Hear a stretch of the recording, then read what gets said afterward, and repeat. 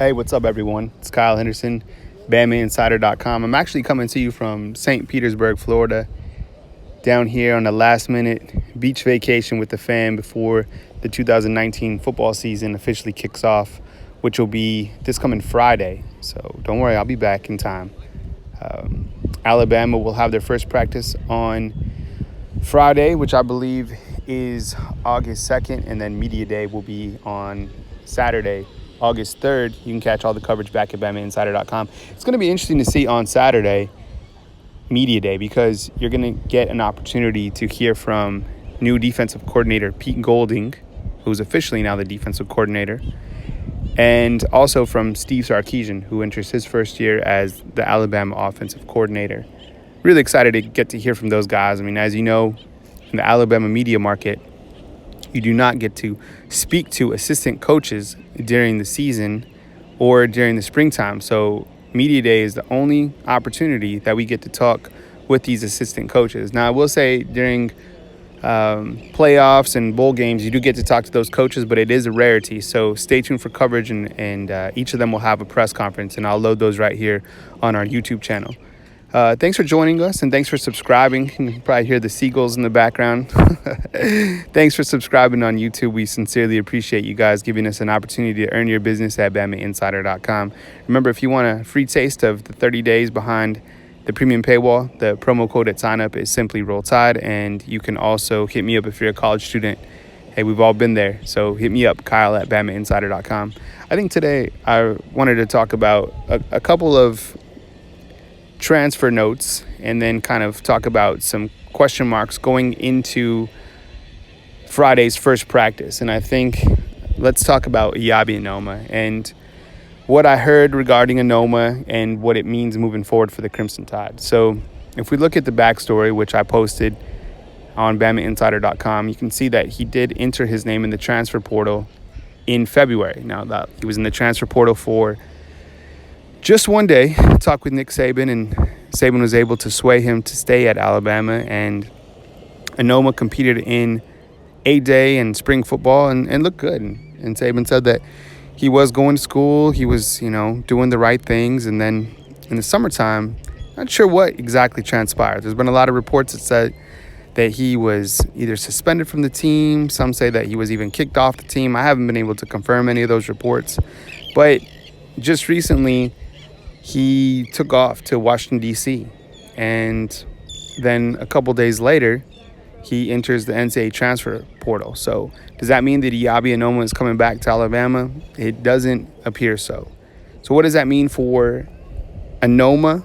Well, Anoma, I think it's written on the wall that he'll probably transfer to Maryland. Now, he will have to sit out this coming season, but from what I understand, Anoma has a lot of people around him, advisors, so to speak. And one of his main family advisors is really close with Mike Locksley. And I think that would be the connection. Plus, Anoma's from the area, and I think it just makes sense with him going to Maryland. So it is a loss for Alabama, but as you know, Alabama does have a ton of depth at the outside linebacker position. But Anoma, I felt, if he would have stayed within the program and developed himself, I really felt that he could be someone that would really be a strong contributor for Alabama, especially with the pass rush. So we'll keep tabs on Anoma. He hasn't officially transferred from Alabama just yet, but I think the writing is on the wall for Anoma to transfer from Alabama. You also saw that Kedrick James entered his name in the transfer portal in early July. And then today we learned that he is transferring to SMU. I feel this is a big blow for the Crimson Tide, because the tight end position is thin, right? And yeah, the tight end position isn't going to make the entire offense go, but I think having a quality tight end adds another weapon to the arsenal. And Kedrick was a player that I felt had the athleticism to really make an impact for the offense. Maybe in short yardage situations or during the red zone. Alabama doesn't return a tight end into the season that caught a pass from last year. Alabama lost Irv Smith and Hell Hintage, right? Irv Smith taken in the NFL draft, and then returning you have Miller Forrestall. And I think he's a guy who shows a lot of promise, a guy who knows the system, a guy that is a veteran, so to speak. And I think he's a guy who you see rise up. And I felt Kedrick James is going to be another guy to step up. But without him, you can look at the other tight ends on the depth chart, and I think a guy that could really rise up could be Cameron Latou. But I think, is he going to even stay at the tight end position, considering Iyabi Anoma just entered the transfer portal and could no longer be on the roster?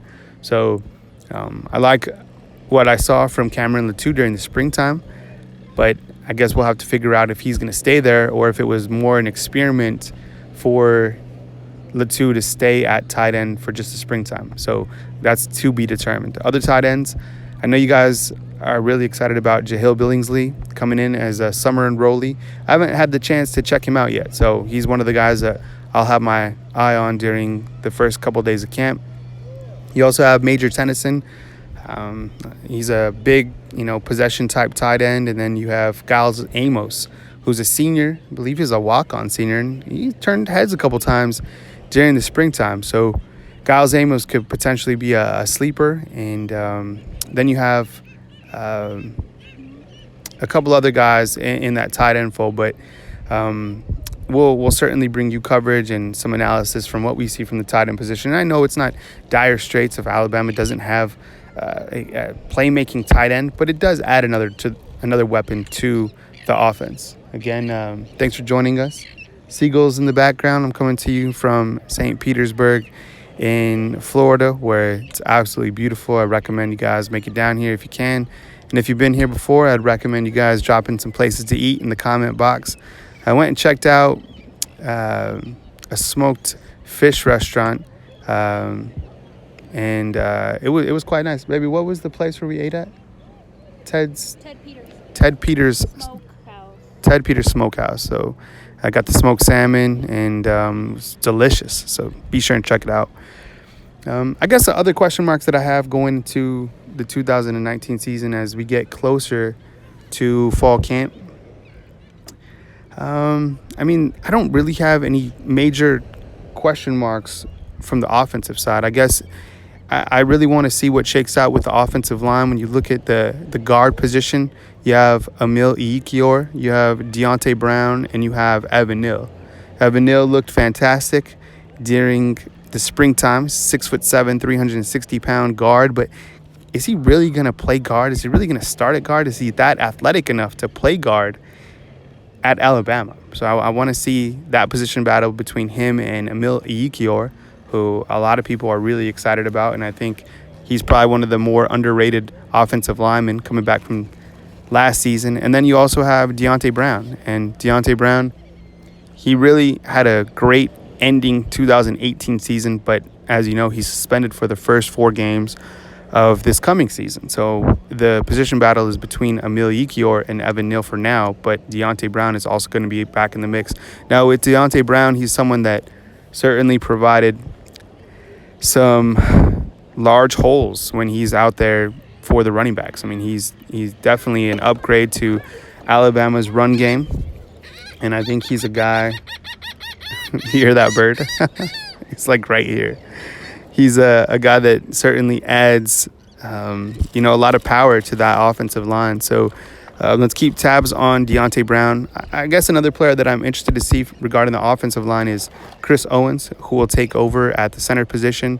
Over the last couple of years, Alabama has always had a veteran at that center position. This year, Chris Owens will take over that position. And Nick Saban said during the springtime that Owens is very capable, and I think he's one guy that could be, someone who really turns heads during fall camp and provides that leadership for the offensive line moving forward.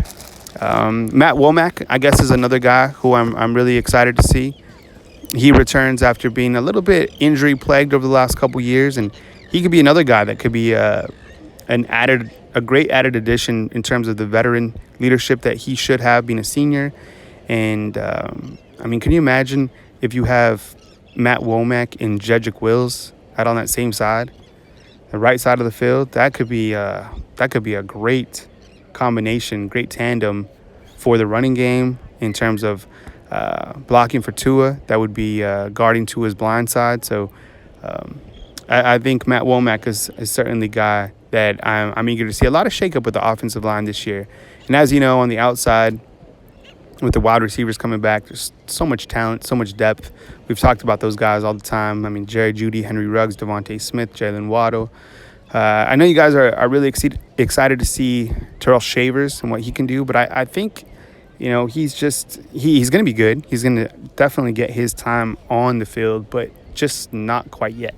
I think you'll see him maybe when Alabama does pull away in certain games, but it's gonna take him some time for Shavers to really get playing time for the Crimson Tide's offense. I guess regarding question marks that I have on the defensive side of the ball, still revolve around the inside linebacker. We've talked about that countless times. Who's going to step up besides Dylan Moses? And I thought it was a fantastic interview that Dylan Moses had during SEC Media Day. I mean, I think we all know the type of player that he is, but the type of person that he is, it's really exceptional. Talking about him being a perfectionist and how his father always made him do things again and again to get it right, and how he's a perfectionist like Saban, and he wants things done correctly, not only on the defensive side of the ball, but on the offensive side of the ball as well. I think when you look at alpha males and who's going to be an alpha male, I think Dylan Moses is quite simply your alpha male for this coming season. And will it be Joshua McMillan? Will it be Markel Benton? Will it be a freshman, Shane Lee, who rises up as as Alabama's additional linebacker, which will be the will position? Now, Dylan Moses will play that Mike position, and he will be calling the defense. And that's a big role, but obviously he's capable and intelligent enough to make those calls on the field for Pete Golding. Outside linebackers, I think a question mark that we all have is, can Terrell Lewis stay healthy? And it's even more so important that he stays healthy with Yabi Anoma potentially not coming back. Remember, a couple years ago, he had the torn bicep, and then last year, the ACL. So if he can stay healthy, Alabama's defense is going to be quite simply incredible, because on the other side, you have Anthony Jennings. We don't really talk about Anthony Jennings enough, but he's a preseason first-team All-SEC candidate. You also have some young guys that are going to have to step up at that outside linebacker position, and maybe we'll get it to finally see Jerez Parks, and maybe we'll even see Ben Davis, right? Kind of the curious case of Ben Davis. As a highly recruited prospect out of Gordo, Alabama, who just has not seemed to field. He was inside linebacker for the last couple years, and then in the springtime, he was dealing with some shin splint injuries, and then towards the end of spring, we saw him working with outside linebackers and Sal Sinceri. So maybe Coach Sinceri can really, fire him up and get something out of him, and maybe eventually we see Ben Davis play at Alabama. But I guess that's kind of TBA to be seen regarding Ben Davis. I think in the secondary, really no question marks. I mean, Trayvon Diggs returns, Patrick Surtain returns, Shaheen Carter returns, Xavier McKinney returns. I guess Jared Maiden, we're going to have to see what he's capable of. Maybe even Eddie Smith, who will now be a sophomore, and Josh Jobe, who will be a sophomore. So I like what we have in the secondary. And then Saban made some great acquisitions in year over year to get some quality coaches around those guys. Charles Kelly coming over, and now Carl Scott, and even Nick Saban, who helps with the secondary. So you have 3 quality secondary coaches within that unit. So talk about the prep time and film room time that those guys are getting. I mean, the secondary certainly should be in very good condition. And another player that I guess I'd be eager to see would be Jalen Armour Davis, right, out of Mobile. He suffered an ACL early in fall camp last year, so we didn't get a chance to see him. So that's kind of what I have tabs regarding the defensive secondary. And then as we move to special teams, Will Reichard as the team's kicker and Skylar DeLong. I think we're all expecting those guys to be much improved year over year, especially with the PAT game. I mean, it was quite simply unacceptable for Alabama to miss as many PATs as they did last year. And the punting game just was inadequate, right? A lot of I guess DeLong's issues came from just lack of confidence. But I think I was really pleased with what I saw from DeLong during A-Day. And if he still can't find his rhythm, Will Reichard also punts. So he's a kicker, he's a punter, and then you do have Joseph Bolivas, who will probably serve as the team's kicker. So if you have any questions, please add them in the comment box. I'd love to hear from you. Thank you again for subscribing to our YouTube channel. I'm coming to you from St. Petersburg, Florida on a quick vacay before the 2019 football season heats up. Again, the first practice will be on Friday. And then on Saturday, you'll get a ton of interviews from players and also hear from Nick Saban, Steve Sarkisian, and Pete Golden. But I'm going to get back to the beach, get back to the fam. I hope you guys are locked and loaded and ready for the 2019 football season. Again, thanks for joining us. This is Kyle Henderson coming to you from St. Petersburg, Florida. Be good people, my friends. Catch you soon on bamainsider.com.